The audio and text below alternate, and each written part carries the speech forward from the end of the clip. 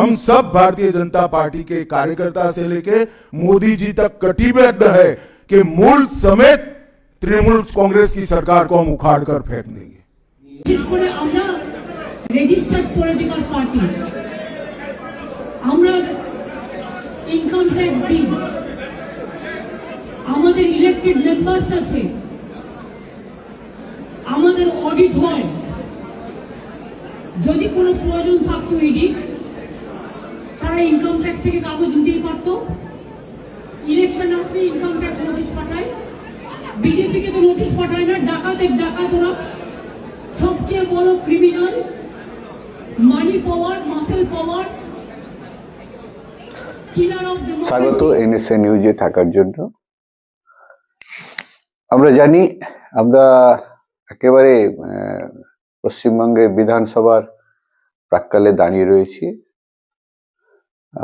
আগামী কিছুদিনের মধ্যে, কয়েক মাসের মধ্যে, মানে এপ্রিল মাসের মধ্যেই, 15 তারিখের মধ্যেই পশ্চিমবঙ্গে আবারও সরকারের গঠন হবে। ইতিমধ্যেই তৃণমূল কংগ্রেস 2011 থেকে পশ্চিমবঙ্গে ক্ষমতায় রয়েছে। কয়েকদিন আগেই দেশের স্বরাষ্ট্রমন্ত্রী তথা বিজেপি নেতা অমিত শাহজি পশ্চিমবঙ্গে এসেছিলেন এবং তিনি তার দলীয় কার্যালয়ে সাংবাদিক সম্মেলন করে একটি বার্তা দিয়ে গেছেন যে পশ্চিমবঙ্গে এবারে তাদের আসন জেতার ক্ষেত্রে বা পশ্চিমবঙ্গে রাজ্য সরকার গঠনের ক্ষেত্রে তাদের এবারে অনেকটাই, এক কথায় বলা যেতে পারে, পজিটিভ দিক রয়েছে, অনেকগুলো তথ্য রয়েছে যার ফলে তারা এবারে পশ্চিমবঙ্গে ক্ষমতায় আসবে এমন একটি দাবি করেছেন।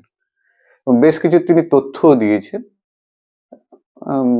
ভোটের যে সংখ্যা গরিষ্ঠ বা কত পার্সেন্ট কিভাবে ভোট হয়েছে বা কতটা বিজেপি আগামী 10-12 বছরে কতটা ডেভেলপ করেছে, এই সমস্ত বিষয়গুলি তিনি তথ্য সাংবাদিক সম্মেলনে জানিয়েছিলেন।